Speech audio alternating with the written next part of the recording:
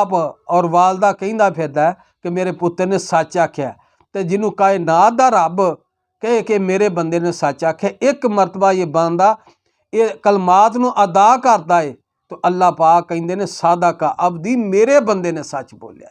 उस बंदे वास्ते कितनी खुशी दे होएगी कि जड़ा बंदा अपनी ज़ुबान तो अदा करता, तो अल्लाह पाक ओदी शहादत और गवाही दे रहे हैं कि सादा का अबदी मेरे बंदे ने सच आख्या। ये भी कलमा कसरत ना पढ़ना चाहिए। ये भी वजीफ़ा रसूलुल्लाह सल्लल्लाहु अलैहि वसल्लम तो साबित।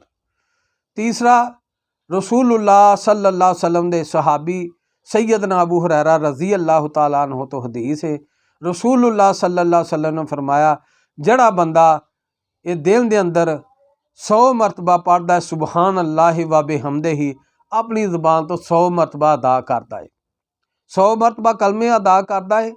अगर उस बंदे दे गुनाह समुंदर की झग तो ज़्यादा भी बराबर भी होंगे तो अल्लाह पाक वो गुनाहों नूं माफ़ फरमा देंगे।